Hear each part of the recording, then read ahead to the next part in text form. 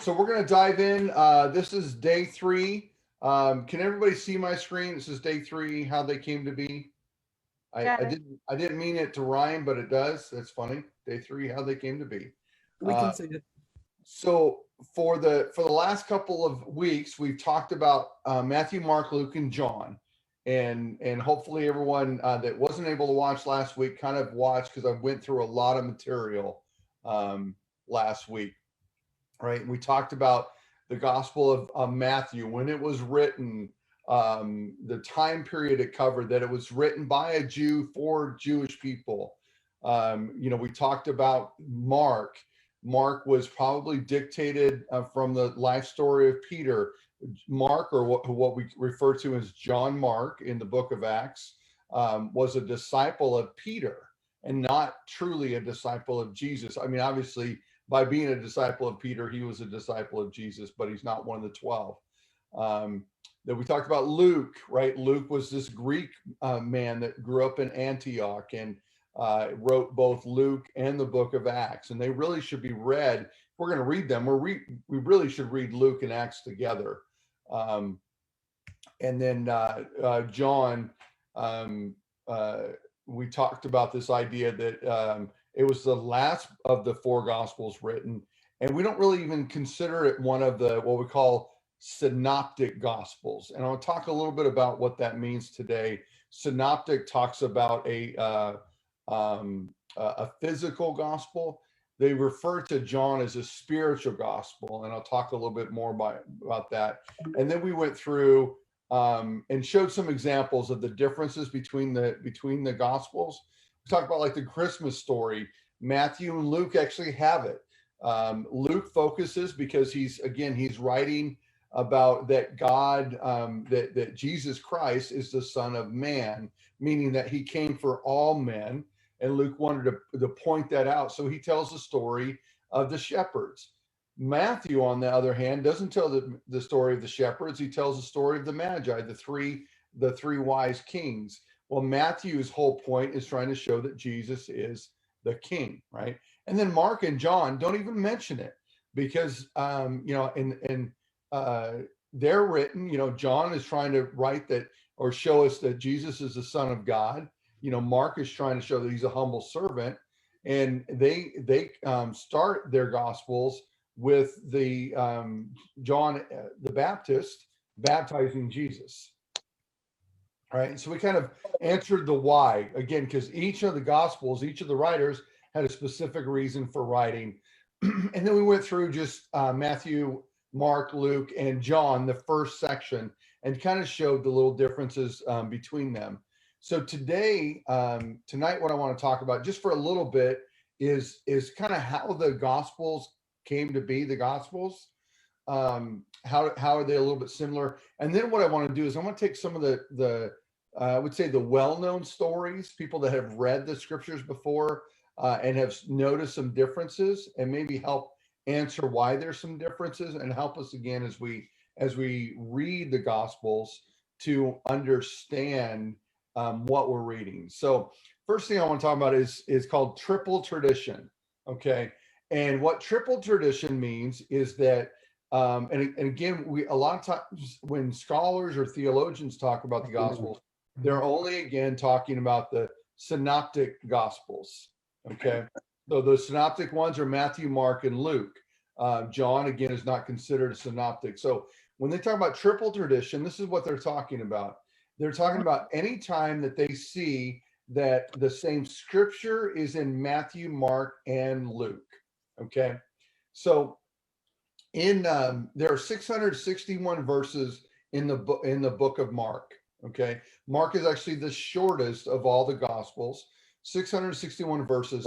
Out of that, 90% of those verses from Mark are actually in the book of Matthew, which should tell us a lot that again, that there was some play between the two, meaning that Matthew and Mark somehow worked together or utilized each other's material to help write. They had very similar a background in that. Now, only about 50% of what's in Mark is found in Luke, but still when you think about Luke is 24 chapters, that's a lot of material that's pulled from the Gospel of Mark into the Gospel of Luke.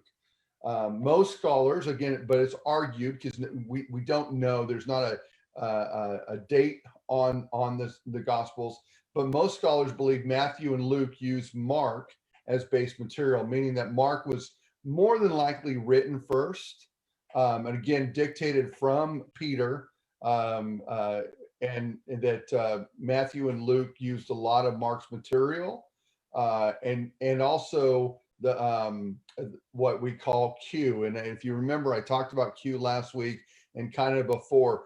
What Q is, and I should remember, and I can't remember why it's designated Q. In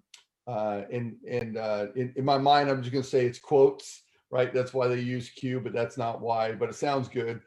But as a disciple in that day and age, what they would do is they would, when they followed a rabbi, as a rabbi taught, they would write down notable quotes. They'd write down notable information. Again, we have to remember the day and age. Writing material was very expensive. They didn't have a lot of material, so they weren't able to dictate word for word. Today when I preach, it's online, right? So if you miss something, you could always go online, YouTube, Facebook, right? And you can rewatch it. People can tweet or Instagram or Facebook, quotes and everything.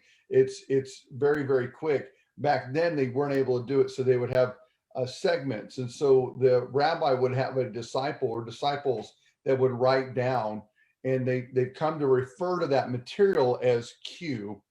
And again, so it's quotes of or notable sayings of Jesus throughout throughout his ministry.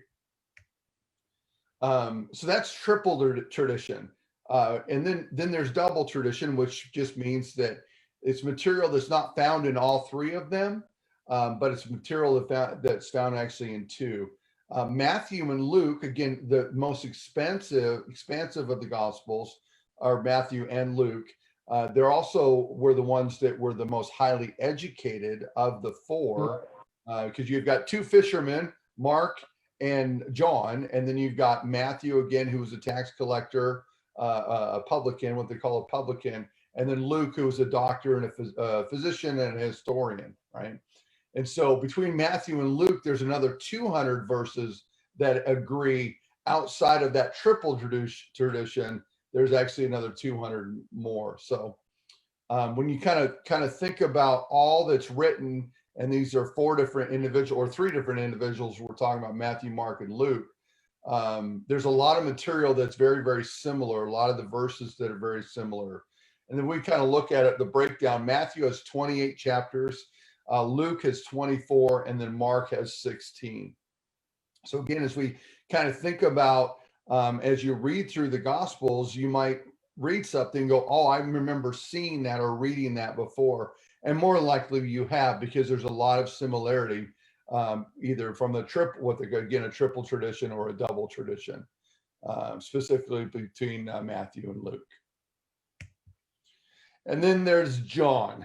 Again, John's kind of his own little animal. Out of John's whole writing, only about 10% of that material is found in Matthew, Mark, or Luke. So there's not a lot of similarity between them.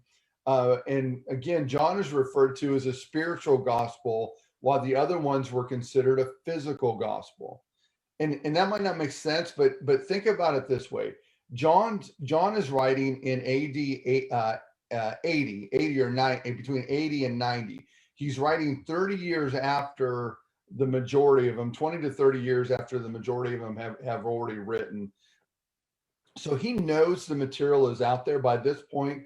He's probably read the Gospel of Mark. He's probably read the Gospel of Matthew and got the Gospel of Luke. He probably knows about that, knows that they've done a good chronological historical viewpoint. And so that's why they name it the three Gospels, the Synoptics, the physical Gospels, because they walk through the life of Jesus. They walk through in different orders, meaning like Luke is chronological. He wants to give us a great timeline from Jesus's birth all the way to his resurrection, where Matthew and Mark are more theological based, meaning that they don't really care about the chronological order of how things happen. They're more concerned about putting, like Mark puts a bunch of healings together, right? So when you read, you'll read all of a sudden there'll be a ton of miracles in a row. And that's how Mark kind of wrote things. And Matthew does something a little bit different, right? But John's whole focus, and again, that's why when we read John, we don't read it like Matthew, Mark, or Luke. We're reading it as a theological work. And that's why they call it the spiritual gospel. Because again, John, he's trying to prove to these Gnostics, these individuals that say Jesus is not the Son of God, he's trying to prove to them that Jesus actually is the Son of God. And I thought this was kind of interesting. So the original order, and this is from about 150 AD, when they started to put the what we call the New Testament, when they started to put the New Testament together. By about 150 AD, all the books have been written that you and I know of at this point in the New Testament. The original order, we know it: Matthew, Mark, Luke, and John. The original order was Matthew, John, Luke, and then Mark. And the reason for that is that because they gave precedence to the disciples, right? The direct disciples of Jesus, which would have been Matthew and John. And then Luke and Mark, who were not disciples of Jesus, they put next. But again, and I say the church fathers, the church leaders of that time still saw a huge value in Luke and in Mark's material, but they gave more precedence to those that had actually walked with Jesus. So hence why Matthew and John show up at the beginning, and then Luke and Mark show up, right? It wasn't until much later that we have the form that we have now: Matthew, Mark, Luke, and John, and which is really interesting because the order was put into place because of the four living creatures. And I talked about that last week in Ezekiel. Ezekiel lists out the four living creatures and their faces. And remember, we had talked about each one of the Gospels. The Gospel writers are given a different image, different picture. Right? Again, this is what we had talked about. So they're associated. Matthew's associated with the face of a human, right? Mark, face of a lion. Luke, the face of an ox. And then John, the face of an eagle. So that was the order in which Ezekiel had actually saw the four living creatures, described them. And again, they were associated with the gospel writers because they were saying they are doing what the four living creatures is doing. They are heralding, they are worshiping, they are glorifying the Father. Where the gospels, the four gospels, Matthew, Mark, Luke, and John, are trying to herald or glorify Jesus. And they see a lot of resemblance in the purpose of that. Like Luke, Luke, we see, the ox. Well, what was the ox? The ox carries a burden. And in Luke, again, Luke is trying to show that Jesus is the Son of Man, that he carries the burden to remove the sins of the world from the first Adam, like we talked about, the Son of Man, who is Adam, to the last Adam, which is Jesus Christ, that he's carrying that burden, right? Where the eagle, from John, we see John, he's writing in the style of an eagle, which is again the spiritual. He's looking out, he's looking the big picture. Hence I've got this, the space behind me, right? He's looking at, this is the Son of Man, and we're going to look at him at that level. So the order that ended up coming, the order that you and I know, Matthew, Mark, Luke, and John, actually was created because of how Ezekiel had saw those four living creatures, and how those became associated with the different individuals. Again, Matthew, who a face of a human, he wants to prove that Jesus is the Son of God. I'm sorry, the King, right? Mark, who is associated with the lion. And as you read Mark, Mark's a great example of this. You read Mark, and Mark hits the ground running. He uses the word immediately or quickly or at once. He says that multiple times over and over again because he's getting to a point. I mean, he does it in a short amount of time, trying to prove who Jesus is. So what I thought we would do, again, is go through some of the what some people would call contradictions in the scriptures themselves, and kind of talk about them, and hopefully get some people talking here to think about how do we process this, so that when I'm reading something and it doesn't make sense, or I look at something and wonder, well, why did they say it that way?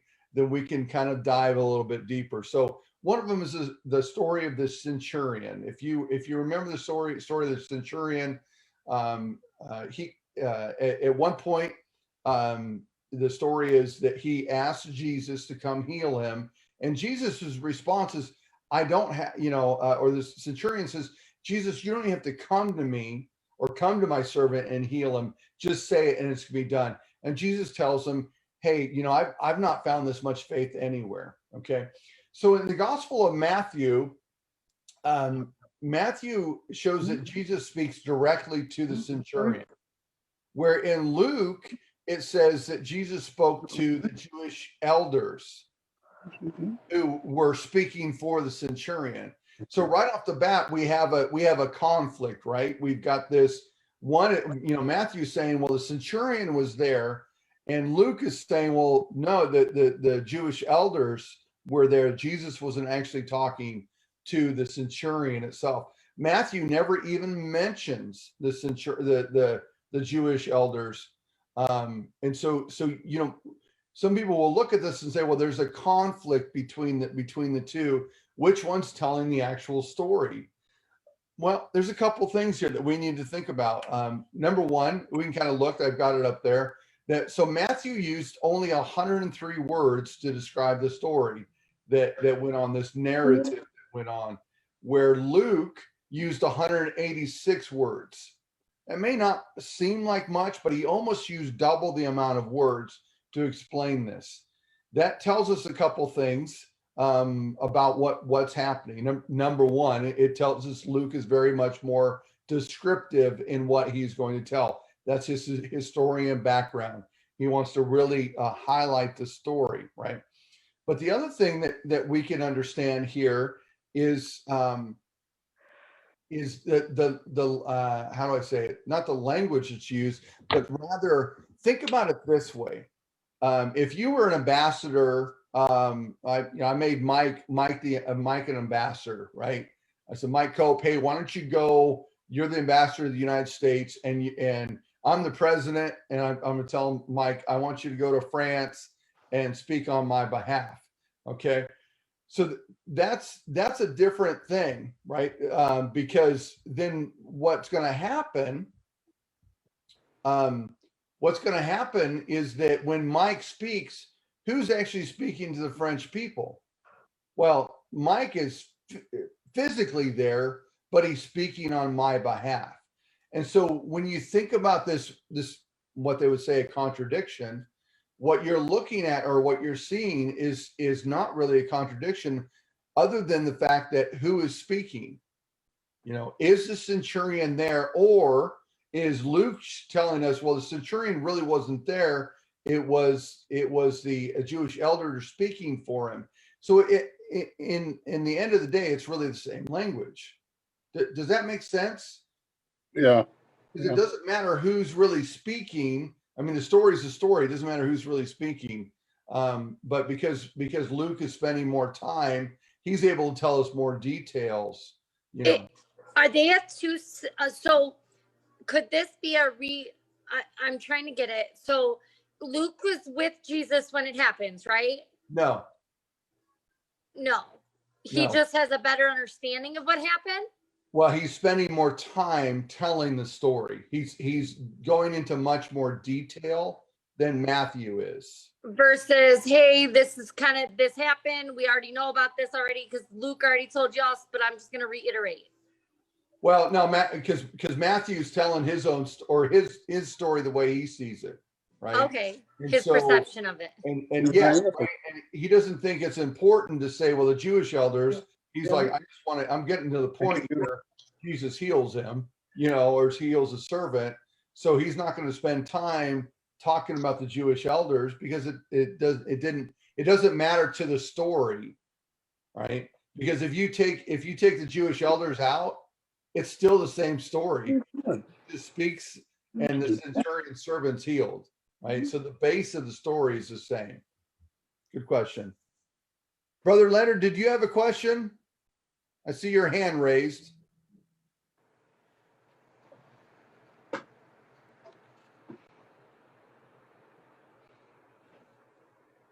Okay, I'm gonna take that as a no. So I hope that helps. So you see this contradiction, and again, some people Yes, thank you. get upset, like, well, who's telling the truth or who's lying, or someone's, there's not a lie here. There's not an exaggeration of the story. Again, you've got two different people telling the same story, and they're utilizing the language in the narrative to describe what is happening, right? So Matthew's omission of the Jewish elders is not a sin. It's not a lie, right? And Luke's inclusion of the Jewish elders is not a lie either, right? And historically, we know this is exactly how it would have happened. Normally, the centurion would not have gone to a Jewish individual and spoke to them, right? So you see this happening in the real world. That the Luke story makes the most sense. But again, Matthew's not concerned with the Jewish elders. He wants to get to the point that Jesus, who's the king, right, can speak and things happen. And if we remember the dialogue in the centurion explains that, I command people and they go, and you can command people and they go. So again, Matthew is very, very concerned with showing that Jesus is the king. Another one is the baptism. I don't know if you've ever noticed this before, as you've read. And let me just say this: I think we pastors have done a poor job, because we like to pull the scriptures that make the most sense for what we're preaching, instead of staying in a book and walking through the book. Sometimes we'll grab from Matthew, and then we'll grab from Mark and Luke, and so you never get a really good picture of it. But this is a great example of it. In the baptism of Jesus, we have a little different language. Matthew says, "This is my beloved son," where you've got Mark going, "You are my beloved son," right? And Luke both have the same terminology, both have the same language between them, right? And so they're saying, Matthew here, we've got Matthew talking, and he's saying, well, this is my beloved son. And then you've got Mark and Luke, and God speaking directly to Jesus. And Matthew, who's God speaking to? Everyone. Everybody, right? And yet you've got in Mark and Luke, you've got God speaking directly to Jesus. Okay. So and I'm kind of open this. I'd like some discussion if possible. Why do you think that is? Why would Matthew shift the focus from God to people, and Mark and Luke say, well, it was God to Jesus? Any thoughts? Maybe because the book was written for us. It was written for us, like modern day. Like God wanted us to know that he was specifically speaking to us. So maybe that's why they flipped and started talking to the people, because that's who the book was written for. Okay. Anyone else? Any other thoughts? No. Well, I think that this is Frank. I think that when you look at the two right here, this is my beloved son. and the other one is said, "You are my beloved son." I think right there would determine the writing of both of them. This this is my beloved son being baptized, and then you become my beloved son. You are my beloved son. Is that was Christ, because of the fact that we in these two different books here, one of them was writing as he was walking. The other one was remembering what had happened. Matthew was writing as he was walking. Luke was writing what he had remembered about this. Any other thoughts?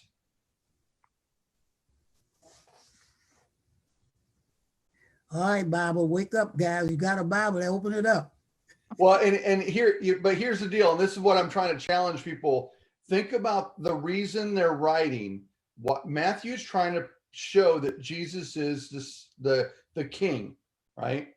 Mark and Luke, Mark is trying to show him as a humble servant, and Luke is trying to show him as the son of man. So this kingship, well, who appoints rulers? Scriptures tell us that God appoints rulers.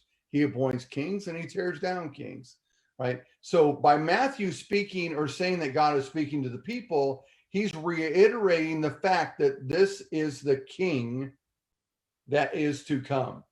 This is my son. This is my beloved son, right? Because again, that's how Matthew's viewing everything. He's viewing it as his way of relating to the world, those that would read what he's writing.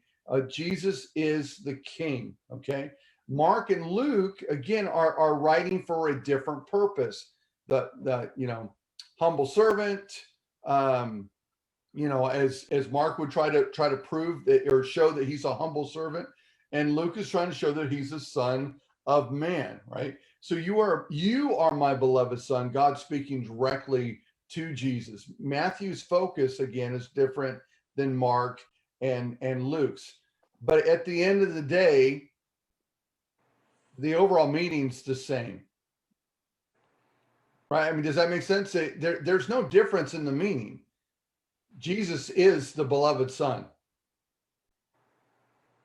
Right? So as we read these scriptures and we see things and go, well, that's really weird, there's no difference in the meaning. It's a different. In fact, I relate it like this. Have you ever been telling a story and somebody interrupts you and says, no, you're getting the story wrong?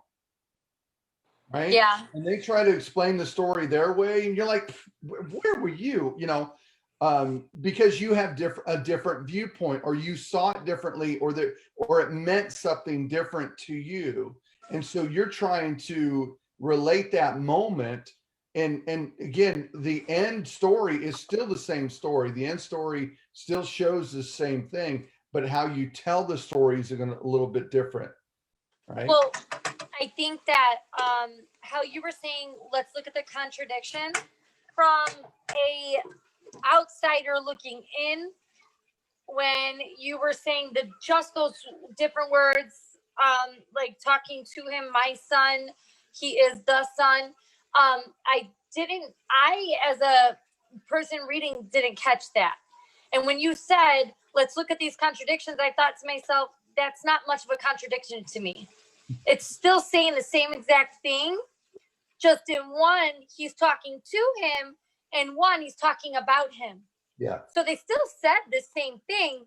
It just was in a different way, but it still didn't contradict each other. Does that make sense? Yeah, completely. To me. Completely. And I think, one of the things that we see, unfortunately, a lot of is that people will point to these, non-Christians will point to these and say, well, the Gospels are wrong because they contradict themselves. And these are some of the main contradictions that they point to in the Bible. But you look at it and going, what's the contradiction? Is this or you? It doesn't change the fact that Jesus is the Son of God.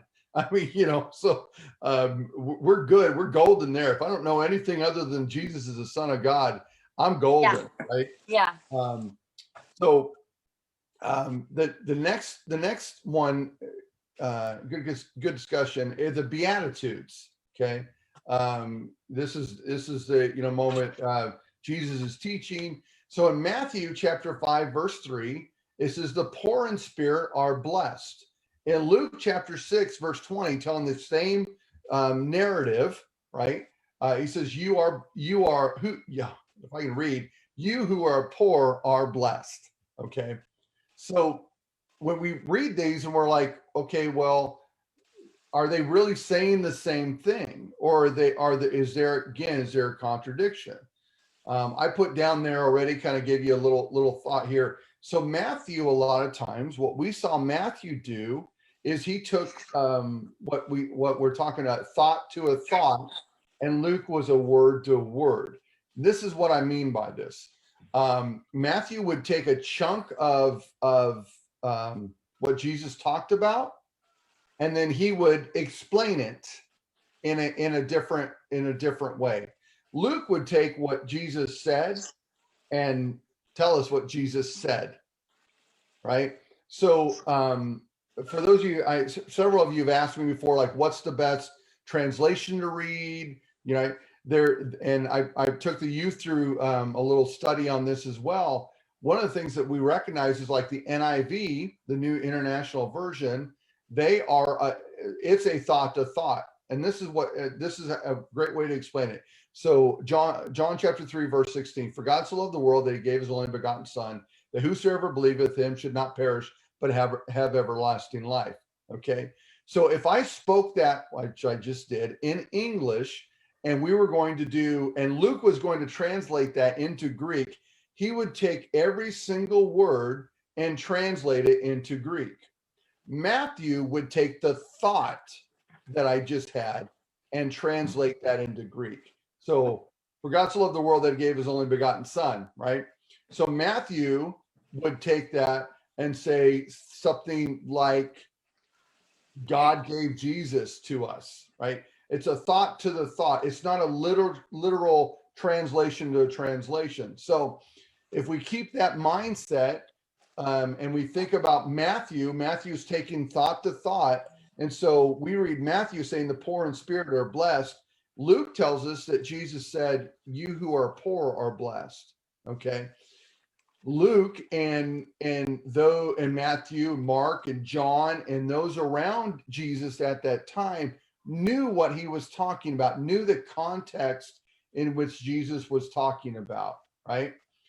But Matthew, when he's writing, he recognizes that those that are reading might not understand the context, might not understand what Jesus was saying. So Matthew puts the word spirit in there, because what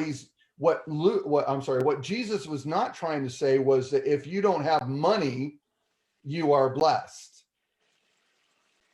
That's not what he was saying. Now, if we do a literal reading of this without any of the context, without any of the scriptures around it, and we read Luke chapter 6, verse 20, we're going to read, you who are poor are blessed. We're going to think, I need to be poor. I need to give away all my money. I need to live in a shoebox, right? Because that I want to be blessed. Matthew's like, no, poor. I want you to understand it's poor in spirit. And that draws us back again. Matthew's always talking to Jewish people, right? So that takes us all the way back to the other times that poor is used within scripture in the Old Testament, the same terminology. And King David would talk about that he was poor. Well, we know King David was not poor. He was very rich. He was not poor and needy, but he understood things like, when I am weak, he is strong, right? So Matthew takes this and again, he's going from thought to thought, where Luke is giving a literal translation, taking from what Jesus would have taught probably in Aramaic or Hebrew, and putting it into the Greek terminology, which was what Luke would have written in, where Matthew is taking what Jesus said and then expounding upon it, or helping us understand it by giving us some context within the scripture itself. So Luke is kind of a talker and Matthew's not so much. Yeah. It seems like Luke likes to talk. He's an historian. He's very, we can read both in Acts and in Luke, the beginning of them. He's very concerned with details and getting it right.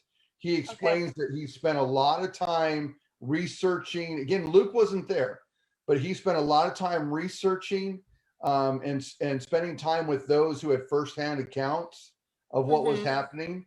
Obviously, not obviously, more likely he read what Mark wrote. Luke and Mark actually hung out. They spent time together on missionary trips. Luke spent a lot of time with Paul, although Paul wasn't around or was not one of Jesus' disciples. He was intimate in the knowledge of what was going on in the day and age.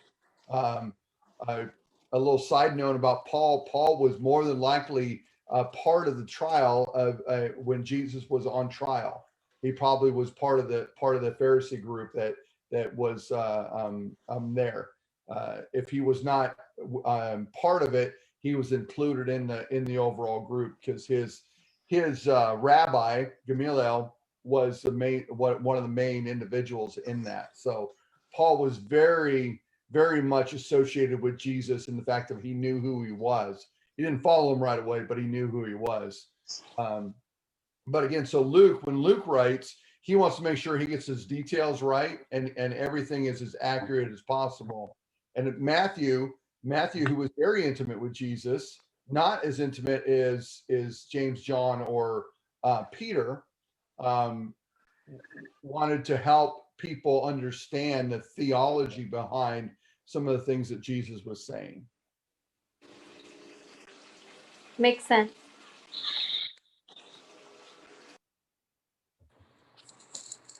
Okay, so I got let's see, two more here, and hopefully this is helpful for you as you're reading through, because the overall, what I want you to get out of this, and I want you to be able to read Matthew and understand why he's writing the way he does, why he lumps some of the scriptures together, some of the stories together like he does. I want you to be able to read Mark and Luke and John in that same context and understand. So the hour of crucifixion, right? Mark tells us in chapter 15, verse 25, that Jesus was crucified at 9 a.m. John 19 tells us that Jesus was crucified at 6 a.m. Well, I kind of wrote it here. I mean, think about it. They didn't have Apple Watches. They didn't know exact times. They knew what they called the hours. And you'll read, I think there's 23 or 24 times that they'll talk about the 3rd, 6th, or 9th hour. And these are hours of prayer. And again, they weren't exact. Timekeeping was not an exact science. So when Mark says the 9th hour, John says the 6th hour, what they mean by that is it happened in that 3-hour window that they kind of have. One would look at it and say, okay, it was early morning. One was saying, well, it's a little later than the earliest morning, but it's not quite the later morning, if that makes any sense, right? So we see something like that, and again, we look at it and go, okay, we got to remember this is 2,000 years ago. They didn't have watches, they didn't have timepieces, and they were basing it. So it could have been either one of those, but within a kind of a 3-hour period. And again, I'm using these are some of the major conflicts that people point to, and as we look at them, we just kind of laugh them off almost, because it doesn't make a whole lot of sense at the end of the day. And then finally, this is an interesting one, and there's actually more about Peter's denial than this, but I thought this was kind of an interesting look at Peter's, if I spelled denial right, that would be better. It's not Daniel or Daniel or whatever that is. Mark tells the Peter denial story. So Peter denies Jesus 3 times, right? And it says that the rooster would crow twice. Okay. Mark looks at the story and actually tells part of Peter's story, then tells the trial, and then tells the next part of Peter's story, right? Where Luke tells a whole Peter denial story and then goes to Jesus's trial. Okay, people will point that and say, well, it's inaccurate because They can't get their story straight. Well, once again, Luke is a historian. He's trying to be historically accurate, chronologically accurate with this. Where Mark and Matthew, specifically those two individuals within the gospel, continually what I call sandwich theology between stories. They'll tell us theology, tell us a story, and then tell us some more theology, right? Or they'll have a story, theology, story, meaning that they're trying to, again, explain to us the stories that are happening, where again, Luke is kind of trying to flow through the actual chronological order as if he was a journalist trying to actually accurately display when things happened, right? Where again, Mark and Matthew, and I didn't reference Matthew here, but it's very similar, will tell us stories or tell us the narratives and explain the narratives in a theological standpoint and then move on. And a great example of this is Matthew. In Matthew, we have a sandwich with this. I never even thought about it this way, but you've got the bread sandwich. So you have Jesus feeding 5,000, you have Jesus feeding 4,000, and lumped in between those is a story of the disciples, and they've left, they're on a boat and they don't have any bread with them. And Jesus says to them, beware of the yeast of the Pharisees. And the disciples are all worried that Jesus is mad that they forgot bread. Now, I mean, think about that for half a second. He just fed 5,000. He's going to go feed 4,000. Why would they be worried about bread? Jesus is teaching at that moment and trying to help them understand the Pharisees, the bread of the Pharisees, the yeast of the Pharisees is not about bread itself, that he is the bread of life. And so Matthew is trying to teach us that same thing and say these two stories go together, where if you read Luke's account, the stories are actually spread apart. They don't happen that quickly. So a lot of the what again people talk about contradictions or differences in the gospel stories. At the end of the day, they're not contradictions, right? They can be pushed away very, very quickly by saying, well, number one, in so many of the cases, the meaning is still the same. Whether the Jewish elders were there or not, the meaning of the story is still the same. Whether it's you are my beloved son or this is my beloved son, Jesus is still the beloved son, right? Others are because people are reading with a mindset of today in our world, like the timing, right? They're talking about this says 6 hour or 6 a.m. This one says 9 a.m. What's the truth there? Well, today, yeah, that we would need to know those details because we have that ability. But back then, the story's not changed at all of whether it was 6th or the 9th hour, right? And so as we read the Gospels, we have to be, cautious again of seeing what we think are contradictions and actually diving a little bit deeper in that. Clarita brought up a great question to me the other day. The 7 times 70, how often should I forgive my brother? You've got one that's talking about, 7 times 70. And then you go to Luke, and Luke says, well, if your brother sins 7 times and he comes to you and repents 7 times, then you need to forgive them. Well, which one got it wrong? And again, we look at that and we're like, okay, well, what are they trying to say? What are they doing? And could these actually be 2 different sayings of Jesus, right? Because to me, they sound different. One is 7 times 70, and the other one is 7. And then if he comes and repents, then you forgive him 7 times. And, so we look at those stories, or we look at the piece and recognize, again, they're focused on different things, right? Yes, ma'am. My point, if someone were to come up to me and say, hey, listen, this one says this and this one says that, I would specifically tell them the whole point is that no matter what, you forgive every single time.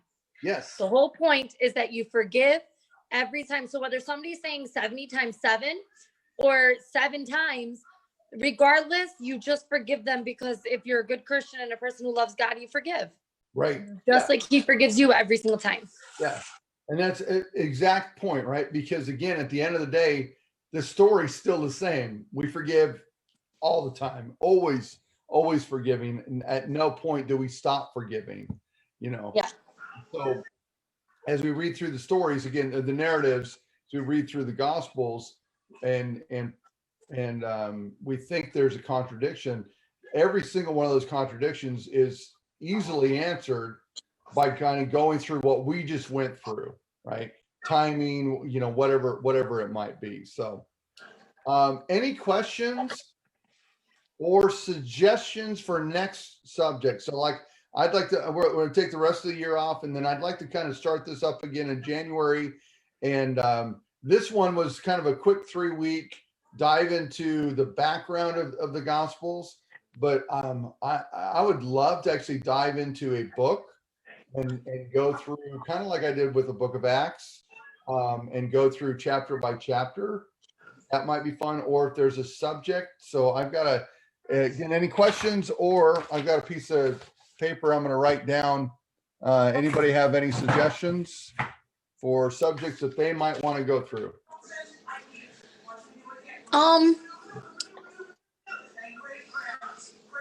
Is it like things that you struggle with that you want to work through, or things that you want to learn? I would say let's, biblically based. So, either specific books of the Bible, or maybe even if you want to go a little deeper into some narratives of the Bible, or a character in the Bible, someone you would want to know about, maybe a little bit deeper. Again, anybody that's been through the Acts part with me, I went through each chapter almost line by line. Mm-hmm. Dove really, really deep into that. Acts is a very long book, so it took quite a long time, but it was 10, 15-minute videos. So in this setting, I could do a lot more chapters in one setting. But what is there much about Joseph in the Bible? Which Joseph? The man that God picked to be the father figure for his son. Not really. Because I would love to know why he picked him. Yeah. Because as a father, you're giving your baby to another man. Yeah. That would have been cool.